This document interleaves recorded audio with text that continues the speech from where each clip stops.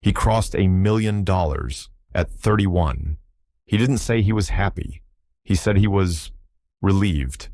That word, relieved, has been stuck in my head ever since I read that post. Because honestly, it might be the most important word in the psychology of money. And almost nobody talks about it. He posted about it on Reddit, late at night. The way people post when they're trying to figure out something they don't have language for yet. He said the relief wasn't really about the number. It was about finally having margin. Margin for mistakes. Margin for bad markets. Margin for life. He didn't sound like a winner. He sounded like someone who'd been holding his breath for 10 years. That's the entire video. So here's the strange thing.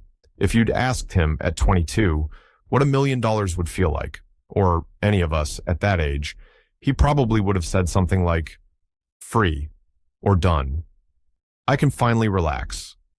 When you're young and ambitious, you assume that hitting the number will feel like something definite, something earned. What actually arrived was an exhale. This isn't his personal failing. It's structural. It's what happens to most of us when we spend a decade saving and climbing. And nobody warns us about it. When he had $10,000, the thing he was scared of was an unexpected bill. When he had $100,000, the fear had quietly evolved. Now it was unemployment, a bad quarter, a round of layoffs he saw coming and couldn't talk about. By $500,000, it had moved again. An aging parent, a medical bill, a relationship ending, and splitting everything in half. By $1 million, lawsuits, market crashes, his kids' college, his own competence, aging out of relevance. And if you've been climbing yourself, even at a much smaller scale, you felt your own version of this. Different threats, same mechanism. The rooms got nicer. The body inside them didn't change. The buffer grew, but the fear grew faster. Every dollar he saved generated 3 new things to worry about. If you've ever paid off one debt and immediately started worrying about another, you already know exactly what this feels like. This is the part nobody explains. Your body stops being hungry once it's fed. Your mind doesn't work that way. Give it safety, and it just finds something new to be afraid of. There's no number big enough for that. So when he crossed $1 million, he didn't feel rich. He felt, briefly, less afraid. And then his system started looking for the next thing. There's something most finance people never talk about. Money past a certain point doesn't really give you a new good feeling. It mostly just removes an old bad one. It removes the 11 p.m. panic when you calculate whether you can pay the bill. It removes the knot in your stomach before layoff season. It removes the constant background noise of, what if everything falls apart? But when you remove that noise, there's no big joyful feeling waiting there. There's just silence. And silence is hard to feel. So he spent 10 years chasing a feeling that, when it finally arrived, was mostly just the absence of fear. And absence is weird. You can't really taste it. You can't post about it. You only notice it for a moment, and then your mind starts scanning for the next threat. Most of us are doing some version of this math. We just haven't admitted it yet. That's why crossing the number often feels like nothing. Just a short exhale. Then the quiet hunt for the next thing to worry about begins again. He wasn't chasing pleasure anymore. He was chasing the absence of fear. There's a comment under almost every post like his, some version of, just wait until you hit 2 million. That's when you can really relax. And the people who write that, they mean it. They're not lying. They've just moved their own goalpost and forgotten they moved it. We do this too. The goalpost just lives somewhere else. The number was never the problem. The number was being asked to do a job it can't do, to give you a feeling by removing one. That math doesn't work. It just keeps running. There's a second mechanism here, quieter, harder to look at. Think about the kind of person who reliably crosses $1 million by 31. Not the lottery winner, not the founder cashing out. The ordinary, disciplined, high-earning person who saved a lot. You probably know one. You might be one. Or you might be quietly trying to become one. That kind of person spent 10 years building a very specific set of skills. And here's the uncomfortable part. Most of us watching this have been doing the same training. We got good at delaying gratification. We got good at modeling threats.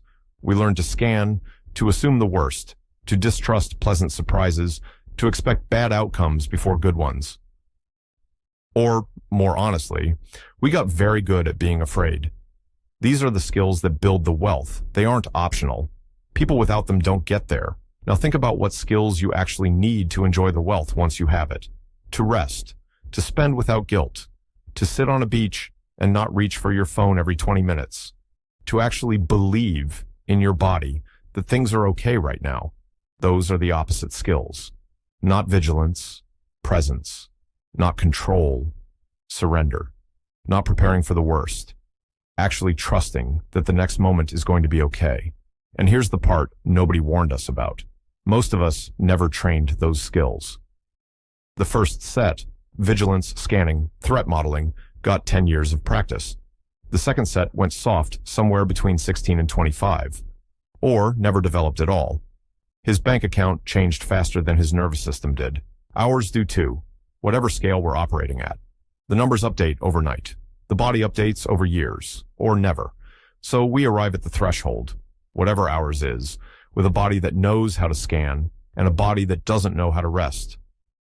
The wealth has nowhere to go. This is what the cliche actually means. Money can't buy happiness. On the surface, that's wrong. Money buys plenty of things close to happiness. Time, quiet, space, the room to breathe. But the deeper version is this. The temperament that builds the wealth is usually the temperament that can't feel it. The harder you train yourself to chase more, the harder it gets to feel any of it once it arrives. He doesn't have a money problem. He has a receiving problem. And most of us do too. We just haven't reached his number yet. And the receiving problem doesn't get fixed by adding more of the thing we can't receive. That's why, when he writes about it at midnight, he gets quiet. It's not despair. It's something more like recognition. He spent 10 years climbing, and he's starting to suspect he climbed something he can't quite name. If you've felt that, even at a smaller scale, even without his number, that isn't a coincidence. It's the same mechanism working on you.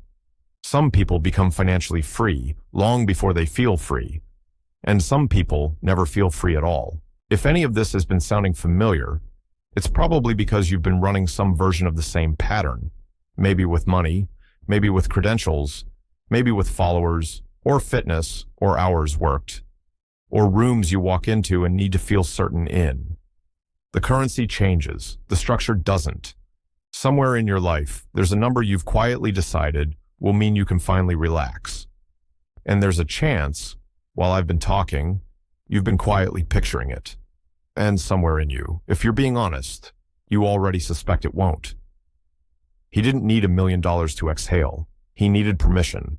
The $1 million was just the version of permission he was willing to accept.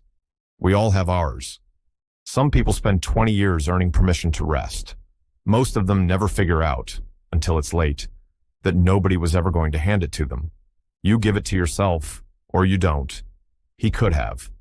Earlier, for free.